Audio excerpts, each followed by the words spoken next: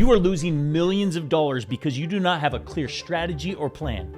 Don't believe me? Let me change your mind. When I started my business out of my garage in 2017, few people thought it would be a huge success. But then we went from making $16 million in 2018 to $233 million in 2022, and we did it without borrowing any money. How did we do it? We used my 5-year growth strategy. In this episode, we will show you how to use the 5-year growth strategy for any business or any idea. This strategy will transform your business, giving you and your team a clear path to success. Not using this is keeping your business small. All this and more on this episode of the Founder Podcast. Now understanding what you want out of your business, we're going to start getting even more granular with talking about our 5-year plan. The 5-year plan is the perfect time frame in which you can go and accomplish great things. Most people overestimate what they can do in 1 to 2 years and vastly underestimate what they can do in 5 years. Let me give you an idea. I built my business out of my garage, and by year 5, we were doing $233 million, right? That is way bigger than I could even ever comprehended out of my garage. And I thought really big. In fact, when I was building my business up front, I thought within 5 years, I'm going to be able to produce a 500-person organization. Fact was, we were right around 1,000 people by the time that we had actually achieved 5 years. So what you want to do is say, okay, if I want cash flow, if that is the ultimate goal with this business, now how does that look in a 5-year model? How many sales reps do I have? How many operations people do I have? How many crews have I created? How many locations does this look like? This is going to require a little bit of effort on your part, but the way this is going to tie in is what we call the accountability chart, or what some other people refer to as the organizational chart. This is a vital part of your business that is imperative to be able to build and properly plan. So the way you want to look at this is, if my goal is to get to $100 million in revenue in 5 years. Okay, we're going to use that number because this is a number that is possible, believe it or not. No matter where you're at, $100 million is attainable in 5 years. You're going to ask yourself, okay, $100 million, what does that look like organizationally? And then you're going to dive in and you're going to start building. And we're going to jump over here to the iPad and start talking about it. So once you look at your 5-year plan, so we're going to draw out 5 years here, you're going to start looking at it and you say, okay, if I have $100 million in revenue that I want to go and generate, I need to understand what is possible from an average salesperson within my organization.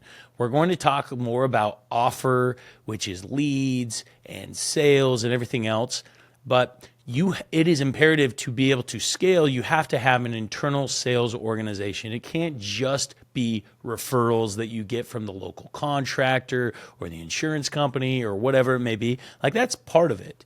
But we need to talk about actually scaling out your sales organization. Now, you have to look at it and say, okay, what is possible from one person? And you can either identify this possibility from your competition, what you've been able to achieve. And what I understand is, like, depending on the industry, let's just say $1 million a year is what the average salesperson can go out and produce. Okay, $1 million in revenue. So if I want to do $100 million in revenue, this is for a rep.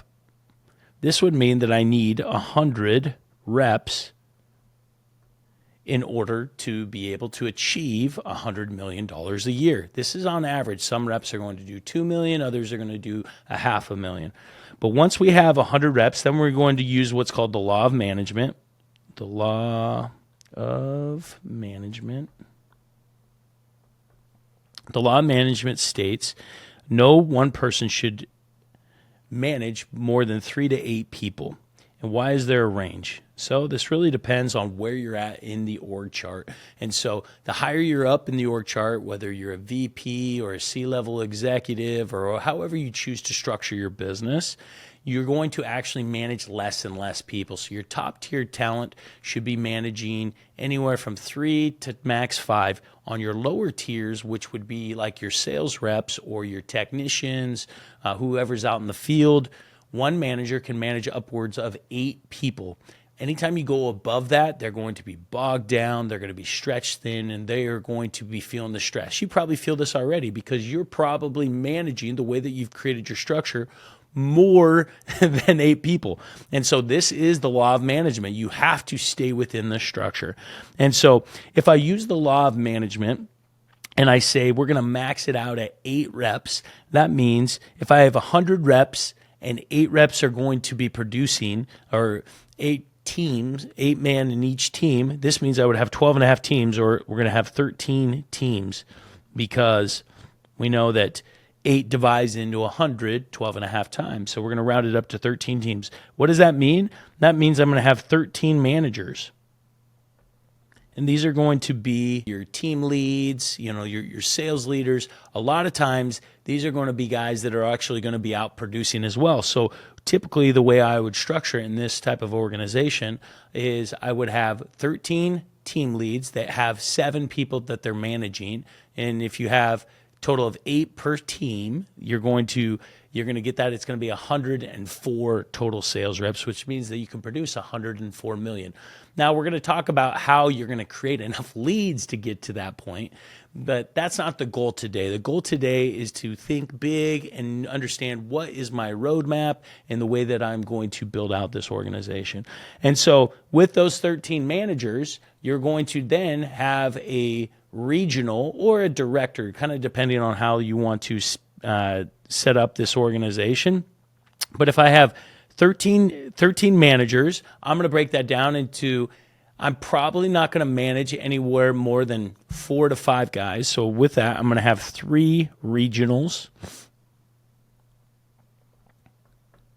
So we'll say if this is like an inside sales organization, you decide to build this whole all out with inside sales, you would have 3 regionals, and then you would have 1 director. This all follows in the law of management, because your 3 regionals would be managing anywhere from 4 to 5 of the team managers, and 1 director would be managing 3 regionals. As you can see, the further as you get up in the org chart, you're going to have less and less people. And so kind of showing exactly how that would look in the org chart, you would have some structure like this. This would be your director. These would be your regionals. And each of those regionals would have 4 to 5 managers, right? And then under each one of those would be 7 sales reps. So across the board.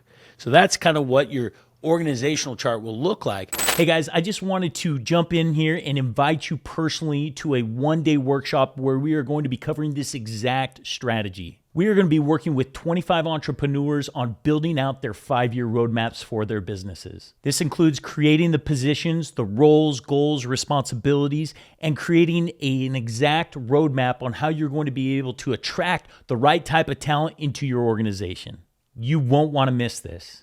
It's a one-day event on the 25th of June right here in Pasco, Washington. You will work directly with me and my team, hands-on, side-by-side, shoulder-to-shoulder, sharing good food and great results as we build out this incredible strategy for you. We are limiting it to only 25 seats, so click on the link below to grab the exact details and reserve your seat today. Now, once you have that built out, you have to build out the rest of your organization. As I am sharing with you, like, this is not an easy task. I have to go through and say, okay, exactly what is this going to look like across the board? So if I have my crews, and depending on what industry you're in, sometimes crews are one-man teams, and sometimes they are four-man teams. Like, for example, in the solar industry, which I have a lot of experience in, we typically run a four-man crew. Some of you guys in the HVAC world are going to run a 1 to 2-man crew, or a plumber, you're going to run a one-man crew, whatever it may be. And then what you're going to do is you're going to build out what it would take to fulfill $100 million worth of revenue. And so I'll give you an example. Say your average ticket is $5K. Okay. Once you have $5K, I'm going to pull out my calculator. I'm going to say, okay, $100 million, and I'm going to divide that by 5,000, and that's going to be 20,000 jobs that I have to accomplish. Now, depending on what industry you're in, let's say you can accomplish 3 jobs a day from your average plumber, or maybe 1 install a day with a crew of 5, but your ticket's going to be much higher. But let's just say you can accomplish 3 a day. You would divide that by 3, and then you're going to get 6,666 man days, okay? And then we know that the average person is going to work 250 days, so we divide that by. That means I'm going to need 26 people, or 27 people. So if I have 27 people, let's make sure this maths out. So doing $15,000 a day, because it's 3 jobs a day, and you times that by 250 days, you're doing $101 million. And so whatever it is, like, this is not going to be the exact math for your industry, but you have to understand, what are my crews capable of? Fact is, most crews can create more efficiency. You've seen the single-man crews or the 2-man crews that have gone and crushed it. You can't necessarily put the bar there, but it's got to be somewhere in the middle where you know that you can get people up to and train. And you got to think bigger. You got to think, if I had good, efficient processes, a great training platform, what is possible with these people? And so in this particular instance, if I can produce $15,000 worth of installed or revenue jobs per person, per individual, I would only need 27. Now, if I could produce $15,000 a day with 4 people, like say it's a crew of 4, then I'm going to multiply that 27 by 4, and I would know that I'm going to need 108 people to be able to go and accomplish that. But that would still be 27 crews to be able to go accomplish the $100 million a year. And then you're going to back into that the same way that we did with the sales rep. If I have 27 crews, and you're going to have one person managing 8 people, and say there's 4 people in each of those crews, okay?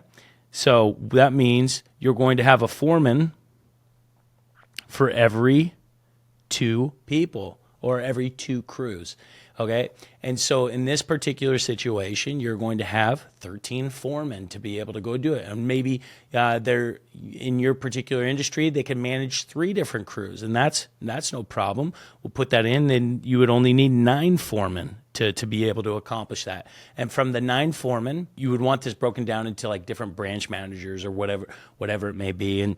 And so this obviously depends on location and how many different things. And we're going to talk a lot about that, and building out your ops and being able to scale the different things with per location and whatnot. But what I need you to do is start thinking bigger. Okay. So now you're talking, you have your sales side, you have your operation side, your fulfillment. Now you need to think about back office. You need to think about finance. You need to think about marketing. You need to think about HR. There's all these different things that you have to go through. And so just to give you some ideas on what you want to think about, typically the rule for HR is you want to have one HR person for every 150 people within your organization. And so if your map looks like 300 people, then you need to have 2 HR people, probably a director of HR and then an HR specialist. And then as you build up, you want to have different people within your finance department. One of the most key hires that you can make as you grow in this organization, initially it's going to be a bookkeeper, Later, it's going to be a controller. And then after the controller is going to be a CFO. Once you have a CFO, you're going to have FP&A, which you're going to be able to create proper structure within the organization, proper forecasting for goals. This type of person, your CFO, is going to work hand in hand with you. Now, I know it's probably hard to imagine even having that based on what size you are or whatever it may be, but understand, if you go and you execute this over the next 5 years, you will get to a point where you have to have this type of CFO person. One of the most important things that you can have in any type of organization is clean books. That's why having a good bookkeeper up front. Initially you can outsource it, but I recommend the fastest you can build this out to being having a bookkeeper in-house that is going to be taking care of all your expenses, making sure that everything is booked properly, both your revenues and your expenses.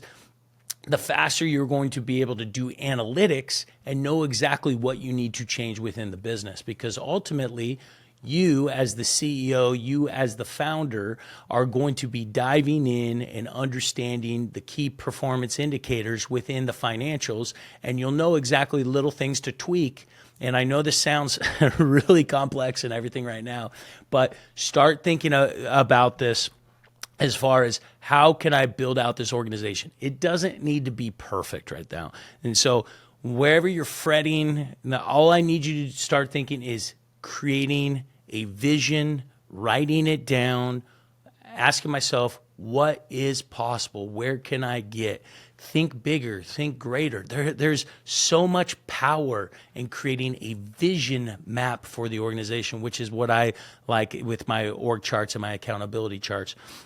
And so once you have this map, once you built it out as far as you possibly think you can within 5 years, then the next thing you're going to do is you're going to map out, where am I at today?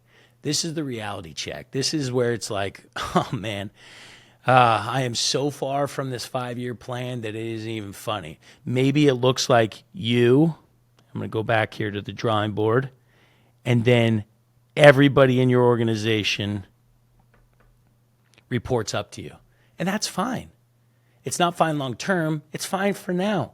What that means is you got some work to do. You have some improvement to make. And that's the whole reason why you're taking this course. So don't fret. Don't think, oh crap, I'm never going to get there. What you want to do is, once you have and you can see exactly what yours looks like, you say, how does this fit into my long-term goals, and where does everybody fit in on this 5-year map? And then what you're going to do is you're going to assign 10 to 50 hats per individual. Some people that are lower level workers that just came on, maybe they're only going to manage 1 to 2 hats. Maybe initially they're the sales rep and the sales manager because you haven't built it out. Or maybe, your HR person also handles finance or whatever it may be.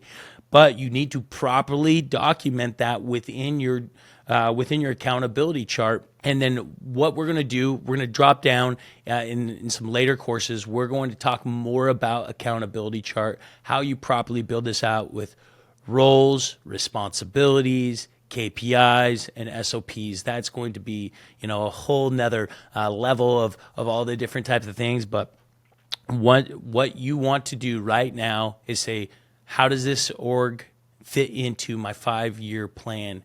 And what hats on my 5-year plan can I put on different people? So you as the founder, maybe you're going to be over sales, maybe you're going to be over marketing. And then as you get bogged down, the beauty of this is it creates the roadmap. So as you get bogged down and you're getting stretched thin, now you know where you're going to hire and what hats you're going to now push off to this new hire. And you're going to know exactly what to train them up to, because it's not just, hey, come work for me and let's figure this out. It's like, I need you to come in and run my marketing.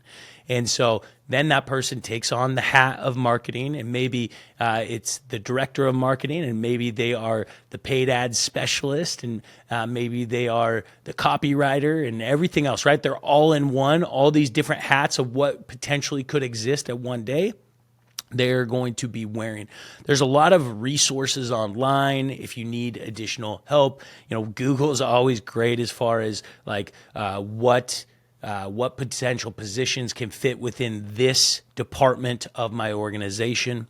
The way I like to structure my organizations are, when I'm thinking about 5-year plan, is one, what we call business units. Okay, so a business unit is going to be your sales and marketing under one, your operations under another, and your finance under another. You can ultimately split sales and marketing so those are 2 separate business units. So within your business units, you're going to have your departments. Okay, and this is going to be focused, like, for example, in your marketing, you're going to have organic marketing, and then you're going to have paid marketing. Okay, and so you have like a director or a VP of paid marketing, or organic marketing, and then you're going to build that down into a variety of different teams, and then so on and so forth all the way down. So if you have any questions, make sure that you work with your customer success rep, with your success rep that's been assigned to you. They're going to be able to help you as you build out this 5-year plan. This is one of the most important things that you can do as a business owner that is going to drastically impact the long-term duration of your business.